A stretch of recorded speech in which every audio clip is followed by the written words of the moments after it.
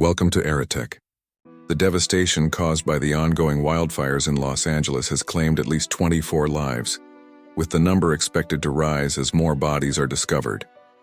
As emergency teams work tirelessly to contain the fires, high winds are forecast for the coming days, complicating efforts to control the flames.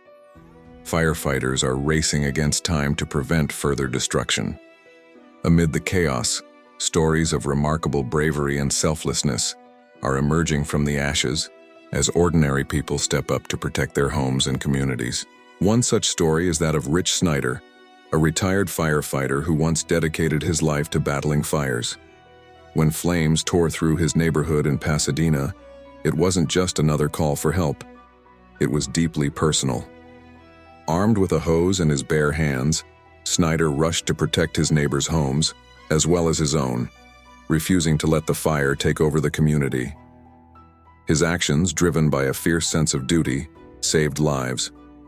Whether it was divine intervention or sheer determination, Snyder's bravery made a difference in a community devastated by fire. One of the people Snyder saved was a neighbor with additional needs who was confused amid the chaos.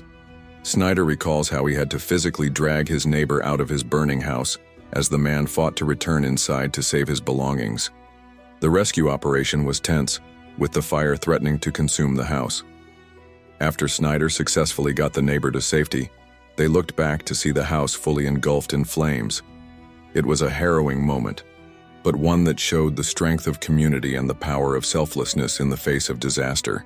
Across Los Angeles County, nearly 60 square miles of land have been scorched by the relentless wildfires. Firefighters have made some progress against the two largest blazes, the Palisades Fire and the Eaton Fire, but the destruction left behind is staggering. Entire neighborhoods once thriving are now reduced to rubble and ash. The damage to homes and businesses is incalculable, and the path to recovery is expected to be long and painful. In Malibu, the destruction is so severe that even the iconic Pacific Ocean is now visible from areas that were once hidden behind rows of multi-million-dollar mansions. The posh beachside community has been left unrecognizable, with many luxury homes reduced to ashes. Residents who were fortunate enough to escape now face the daunting reality of rebuilding their lives from scratch. The sight is heartbreaking, with vast stretches of land where homes once stood now only marked by charred foundations. The situation remains precarious, as forecasts predict that the fierce Santa Ana winds, which have contributed to the rapid spread of the fire, could return in the coming days. This poses a grave risk for those still in the fire's path, as the gusts could reignite the flames or push them into new areas.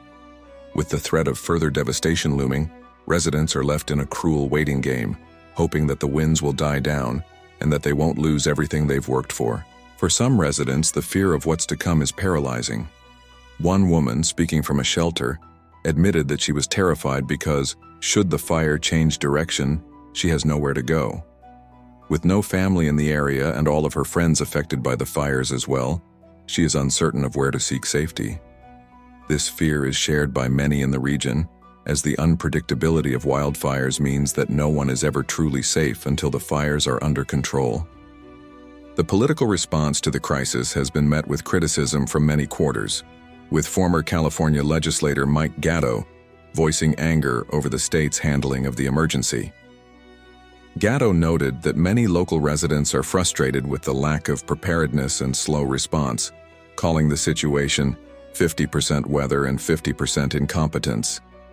The public's disillusionment with the authorities has only grown after multiple false alarms, when evacuation notices were issued only to later be declared unnecessary.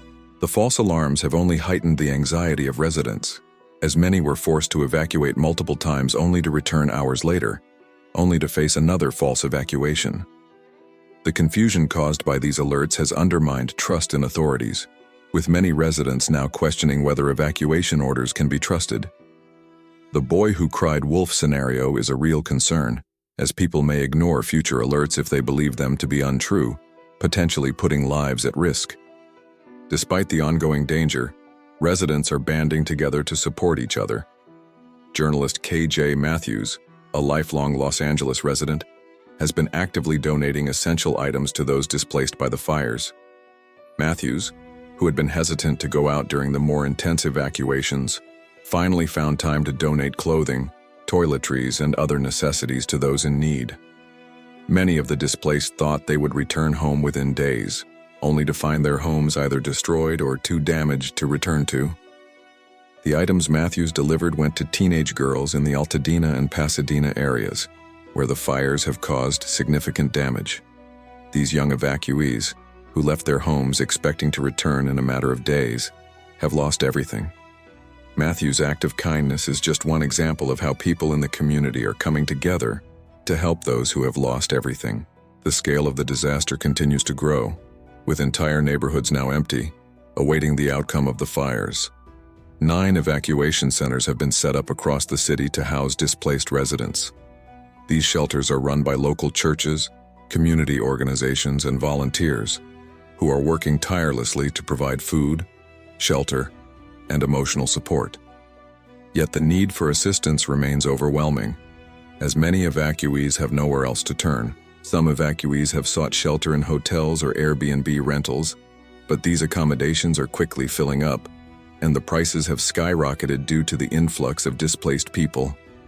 Many are struggling to find places to stay, especially as the fire continues to spread. Others have left the city entirely, seeking refuge with relatives or looking for a new place to live away from the threat of the fires. As authorities work to contain the flames, the National Guard has been deployed to assist with evacuations and security. The curfews that have been imposed are necessary to prevent looting in the affected areas, which has been reported in the early days of the disaster. Military and police forces are patrolling neighborhoods to ensure that residents who have already suffered a loss do not face further exploitation. The scale of recovery will be massive, with many wondering if the city will ever return to its former state. For some, the emotional toll may be too great to endure the lengthy rebuilding process. Others are questioning whether they should remain in an area so vulnerable to such devastating wildfires. The next steps for Los Angeles will be fraught with challenges, and the road to recovery will be long and uncertain.